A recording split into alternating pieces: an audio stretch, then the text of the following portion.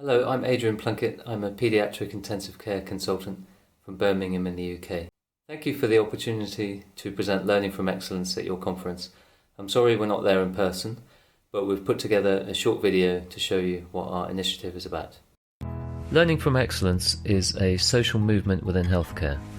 It started in 2014 in our intensive care unit at the Children's Hospital in Birmingham and is now spreading across the NHS and also in several centres overseas.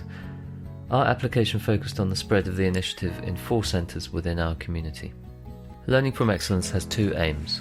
The first is to improve quality of care by studying and understanding what is working in healthcare as opposed to what is not working. And the second is to improve the morale and well-being of staff through formal positive feedback. Learning from Excellence came about in part as a response to the negativity related to safety in healthcare. A few years ago I was a patient and was shocked to discover that some of the positive feedback I had left for staff was not received by the intended recipient. I then realised in my clinical work that our focus on improving safety was extremely narrow and seemed to be stifling innovation and contributing to fear and defensiveness.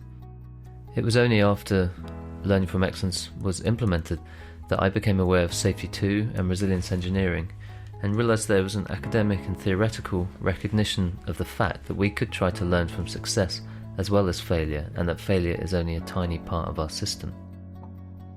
As the initiative has spread across the NHS, we have formed a community of practice. At the heart of this community of practice is a collaboration of like-minded individuals and leaders from various centres and various roles within the NHS. The collaborators for this application are listed on this slide. Our application for this award focused initially on highlighting the background to trying to do Safety 1 in the complex world of healthcare, and also some of our thoughts about how the prevailing approach to safety is a deficit-based approach.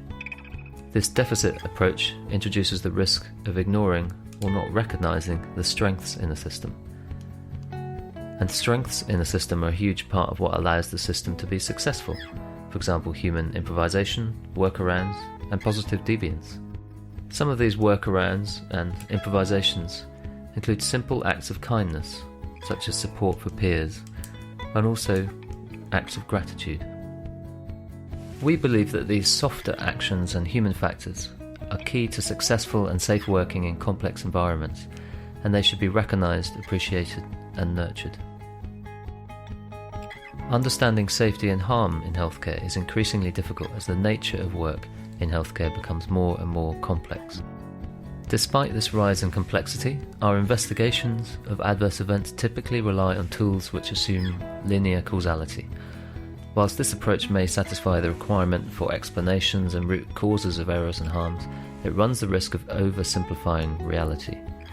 In some cases, this results in identification of something called human error. Often there is an individual to blame. We believe that this approach of blaming individual people for a system that is out with their control is rarely useful.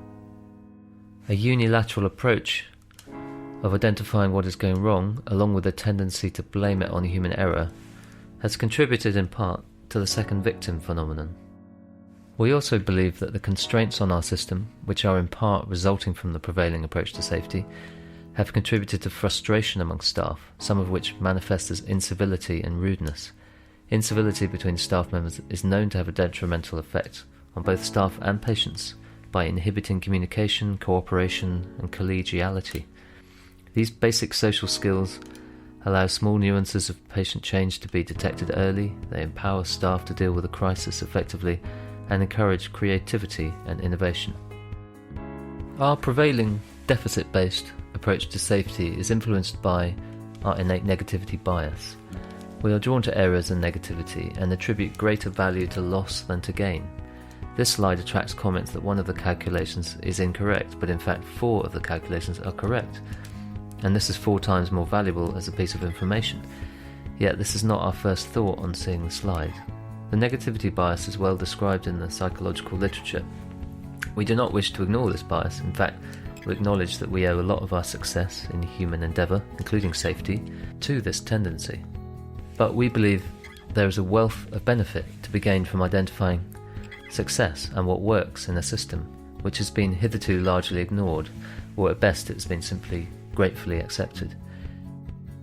In order to identify what works, it is helpful to be aware of our tendency to notice the negative, so we can learn how to appreciate what is working. What is learning from excellence? Broadly, learning from excellence is an idea, a call or invitation to look at the world differently by suspending our negativity bias and actively looking for excellence to appreciate and to learn from. We believe that excellence in healthcare is highly prevalent, and until now there has been no formal system to capture it. In general, health professionals tend to regard excellence as something to gratefully accept, rather than something to study and understand. We contend that studying excellence in healthcare can create new opportunities for learning, improving resilience and improving staff morale, whilst also exploring the gap between work as imagined and work as done. So what is learning from excellence in practical terms?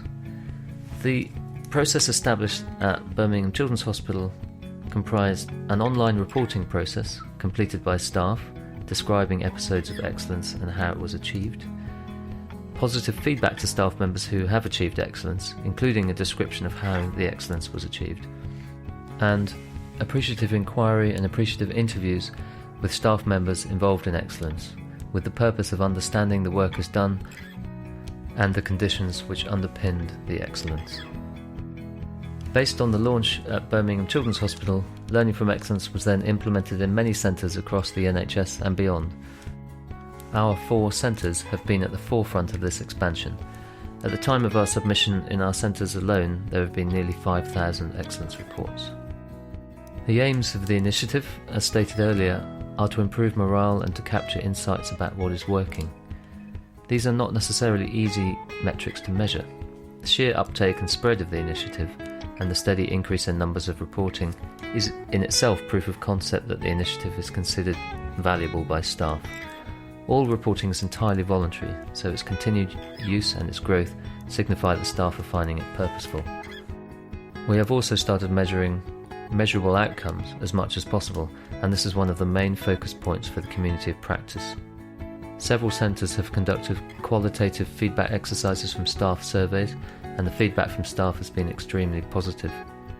We have also recently completed a quality improvement project funded by the Health Foundation, showing how clinician behaviours around antibiotic stewardship changed in response to learning from excellence interventions, specifically positive feedback and appreciative inquiry interviews. We are now looking for funding to measure the impact of learning from excellence on staff engagement and staff retention. In our next proposed project, we plan to formally extend the reporting to include patients and families.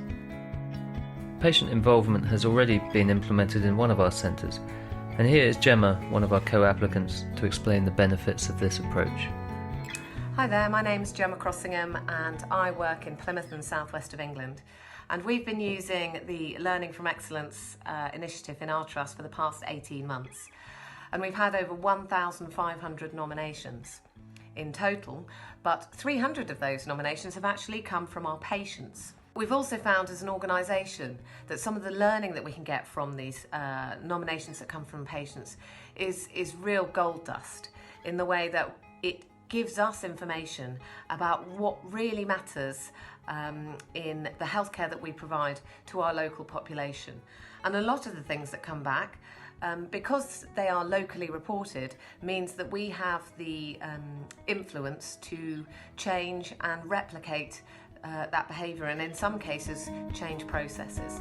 The rapid growth of the community of practice to include over 100 centres around the world, from single departments to entire hospitals, suggests that the value of the initiative can be generalised in health. We are also now hearing about implementation of learning from excellence in other settings, including schools and prisons. In conclusion, learning from excellence is a simple idea based on a philosophy characterised by positivity. It is allied to Safety 2 and resilience engineering, but also includes elements of other lines of works, such as civility saves lives, improving workplace culture, appreciative inquiry, and positive deviance. It comprises some simple practical tools which have been adopted by frontline staff and also by leaders. Adoption is spreading rapidly and organically. A firm focus on sustaining the initiative through nurturing the community via social media, website and conference activities, and gathering evidence that it works for staff and ultimately for patients is our strategy for the near and mid-future. Thank you again.